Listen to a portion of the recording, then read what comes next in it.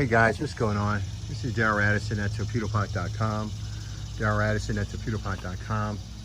And we make self-growing planters. They grew 254 tomatoes. 254 tomatoes in 3 months. In an area that's only about 4 feet by 15 feet. No, we didn't take everything off of it because my goal was to remove the tomatoes that were too heavy for the planter.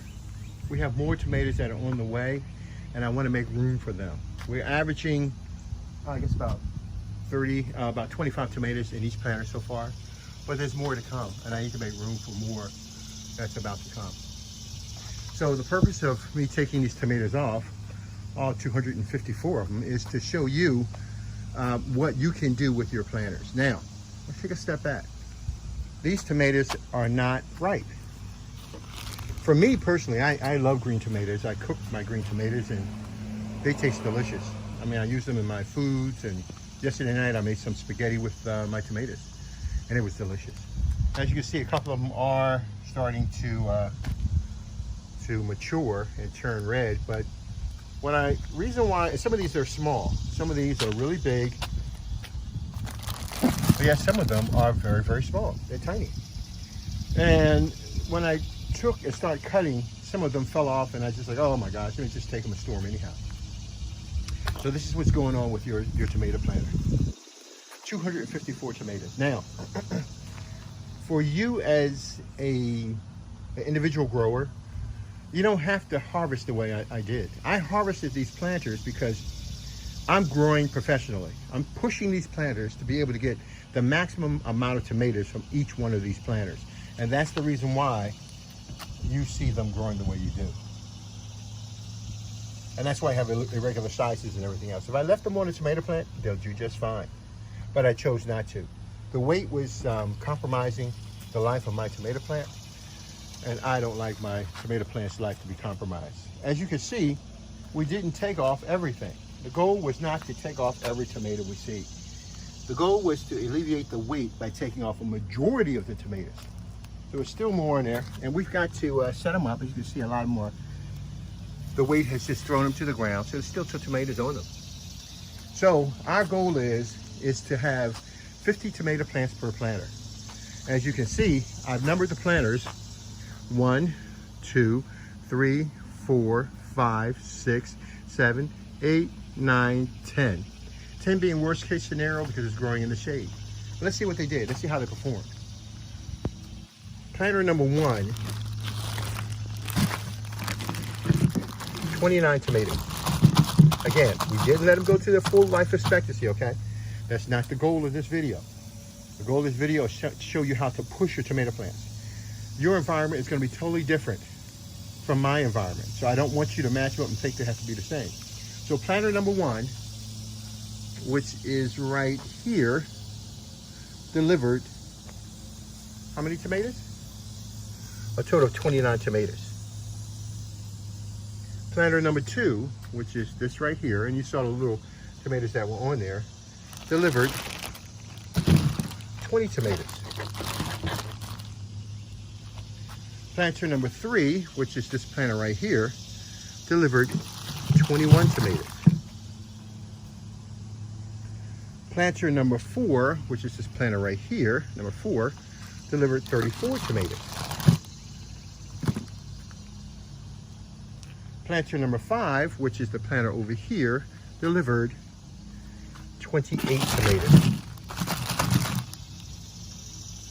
Planter number 6, which is this planter right here, delivered 20 tomatoes. Planter number 7, it's right here, delivered 32 tomatoes. Planter number 8, which is this planter right here, right here, delivered 24 tomatoes. Planter number 9, which is the planter right here, little baby planter right there, delivered 28 tomatoes. And planter number 10, which is that planter right there in the shade, delivered 18 tomatoes. Now, I didn't, like I said, I didn't take everything off of these tomato plants. And I just basically wanted you guys to see what's going on, because we have 4 by 15 feet that produces 254 tomatoes thus far, and that is not it. Torpedopot is no joke. Now, once you start taking off your tomatoes, the need for the tomato plant to have water is going to be reduced. And that's why you see water, because the tomato plants are no longer in the tomatoes are no longer in the planter to utilize the water that's been given to it by the planter. So I'll cut my planter back and reduce the watering frequency, probably to about, consist there, nice big plants, maybe about 1 minute an hour to 2 minutes an hour. I'm not sure. I have to debate and see. I have to test it out now. But again, these tomatoes that you're seeing and you're looking at right now, I have not let them grow to their full life expectancy. All of these tomatoes should be big like this. As you can see, they're starting to turn red. This one's soft. I'm going to take this one out of here. But they should be big like this one. They should be huge. But again, they're not, because I picked them off early, because I didn't want to jeopardize the health of my plants. All right, Darryl Addison at Torpedopot.com. Darryl Addison at Torpedopot.com, where we make self-growing planters, and they're amazing, guys. You need to get your own self-growing planter. Observations. Observations, no insect bites. These are purely organic. 254 organic tomatoes. Organic. These are the most healthiest tomatoes on the market. I use the word organic, but they're not organic. They're based upon a concept that I developed called biotic. This is a biotic environment where the microorganisms are doing the work to grow your food. 254 tomatoes in a biotic environment. So what I'm going to do, observation number 1, is that there's no blemishes, no insect bites. You don't have that problem with these tomatoes. You don't have that problem with these tomatoes.